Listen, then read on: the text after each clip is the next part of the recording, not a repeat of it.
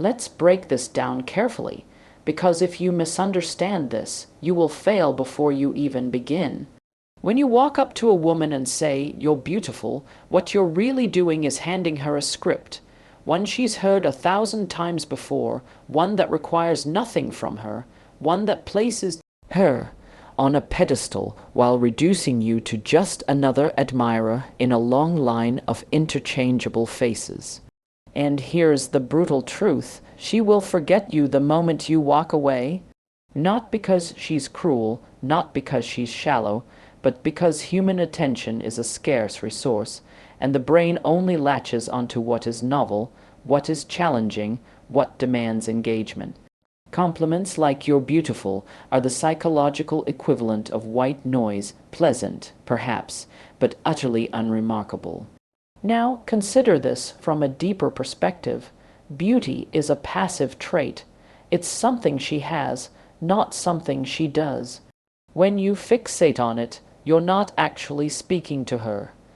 You're speaking to an idea, an abstraction. And people, women included, don't fall in love with abstractions. They fall in love with experiences, with tension, with the thrill of being seen in a way that surprises them. Think about it. When was the last time someone's generic praise of your appearance actually made you respect them more? When did it last make you lean in, hungry to hear what they'd say next? Never, because empty admiration doesn't command attention. It begs for it. And that's the core issue. Most men think they're being charming when they say "you're beautiful," but what they're really communicating is far more revealing. I have nothing of substance to offer you. I am so captivated by your surface that I haven't even considered the depth of who you are. That's not attraction, that's surrender. And attraction cannot exist where there is no challenge, no friction, no sense that the man speaking is someone whose opinion matters. So what's the alternative? You must shift from observer to interpreter. Instead of telling her what she already knows, tell her something she hasn't considered, something that forces her to engage with you on a level beyond the superficial. For example, there's something unsettling about you, like you're used to men stumbling over their words around you, but you're not sure why. Do you see the difference? One is a flat, forgettable statement. The other is a provocation. It's not just about her. It's about your perception of her, which immediately makes the interaction dynamic. Now she's not just being looked at, she's being seen, and that is infinitely more compelling. This isn't manipulation. It's understanding. Women, like all people, want to be around those who stimulate them, mentally, emotionally, even spiritually. If your words don't create a reaction, they're just noise. And if you're just noise, you will be tuned out. So here's your task. Stop offering praise that requires no thought. Start speaking in a way that demands hers. Because the right words don't just flatter, they ignite. And if you're not igniting something, you're already extinguished. Now ask yourself, are your words making her think, or are they making her yawn? Let's talk about tension, because without it, nothing worthwhile ever happens. When you tell a woman she's beautiful, you're giving her a conclusion, not an invitation. There's nowhere for the conversation to go, no reason for her to lean in. But when you challenge her, when you say something that makes her pause, that makes her recalibrate how she sees herself in your eyes, you're not just speaking to her, you're rearranging the room. And that's where real attraction begins. Think about the stories that captivate us, the books we can't put down, the films that linger in our minds long after the credits roll. What do they all have in common? Conflict, uncertainty, the thrill of not knowing what comes next. Human beings are wired to engage with what keeps them guessing, and attraction is no different. When you say to a woman, "You're dangerous," or "You seem like the kind of woman who could ruin a man's life," you're not just flattering her. You're introducing a question. Why would he say that? Does he see something in me I haven't acknowledged? What does this say about him? Suddenly, she's not just passively receiving your words. She's actively trying to solve the puzzle of you. And that's where the magic happens. This isn't about playing games, it's about understanding the fundamental nature of desire. Desire isn't static, it's a current, a push and pull. It requires contrast. If you're just another voice in the chorus of admirers, you're noise. But if you're the one who disrupts the pattern, who refuses to follow the script, you become someone she can't ignore. Let me put it another way. Imagine two men. One walks up to her and says, "You're stunning." She smiles, says thank you, and forgets him before he's even left the room. The other looks at her with a slight smirk and says, "You're trouble." Aren't you? Now she's off balance. Now she's curious. Now she's wondering what it is about her that gave him that impression. And more importantly, what it is about him that he's willing to say it. That's the difference between being forgotten and being unforgettable. But here's the critical part. This only works if you're not just reciting lines, if you're not genuinely observing her, if you're not speaking from a place of real perception. It will ring hollow. People can smell insincerity from a mile away. The goal isn't to memorize clever phrases, it's to train yourself to see her, to read her, and then to reflect back something that proves you're paying attention. This is where most men fail. They think attraction is about saying the right thing, when really, it's about being the right thing. A man who isn't afraid to engage, to challenge, to provoke thought. Because here's the truth. Women aren't drawn to men who simply validate them.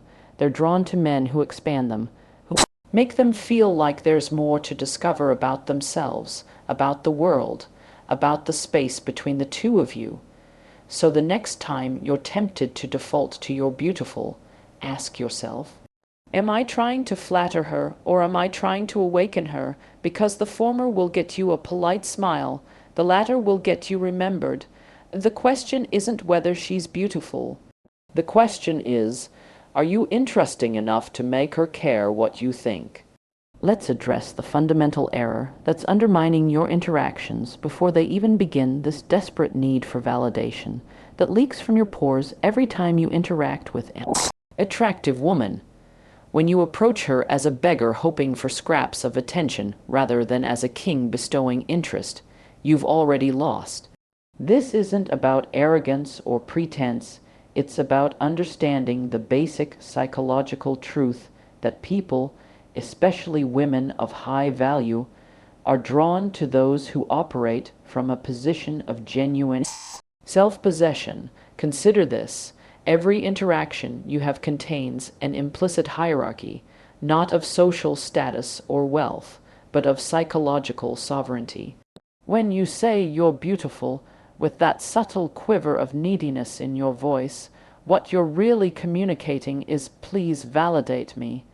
You're placing her in the judge's seat and yourself in the defendant's chair. And no one, I mean absolutely, no one is attracted to someone who approaches them as a supplicant. Here's what you're missing. Attraction isn't something you earn through flattery or supplication. It's something that emerges naturally when you stand firmly in your own worth.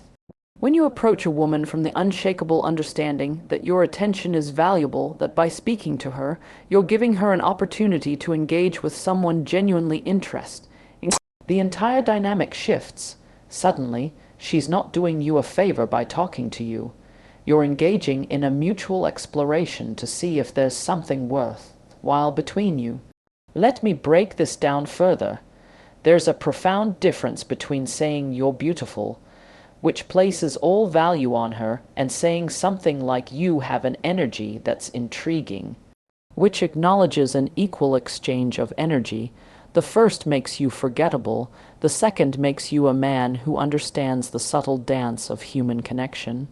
One approach screams insecurity, the other demonstrates a comfortable command of social dynamics. This isn't theory, it's observable reality. Think about the men who consistently attract beautiful, high-quality women. Are they the ones fawning over them with generic compliments? Or are they the ones who engage women as equals who understand that real attraction blossoms between two complete individuals, not between a beggar and a benefactor? The answer is painfully obvious to anyone who's paid attention, but here's where most men get trapped. They confuse being the prize with being arrogant. There's a world of difference. Arrogance is performative, it's insecurity in disguise. True self-possession is quiet, unshakable, and needs no validation. It's the understanding that you have standards too, that her beauty alone doesn't entitle her to your attention or interest. This subtle shift in framing changes everything. Let me give you an example. Imagine two men approach the same woman at a gallery opening. The first says, "You're the most beautiful woman here," with hopeful eyes. The second notices her lingering at a particular painting and says, "You seem like someone who appreciates the darkness in beauty. Most people miss that." Which one stands out?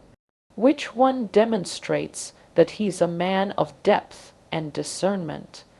The answer is obvious. This is about more than attraction, it's about personal evolution. The reason this approach works isn't because it's a clever trick, but because it forces you to develop into the kind of man who naturally attracts quality women.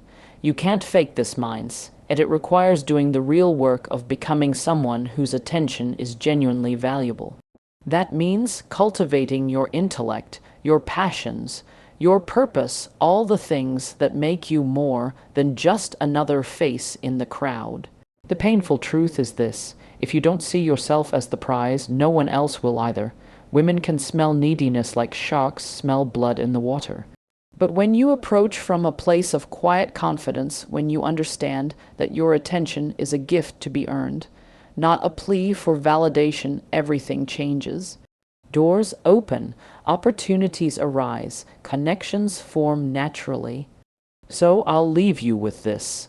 The next time you're tempted to approach a woman with empty flattery, ask yourself, am I coming to her as a beggar or as a king? Because the world will treat you exactly how you teach it to treat you. And if you don't value yourself, why should anyone else? The most attractive thing you can offer a woman isn't your admiration, it's the version of yourself that's worthy of hers.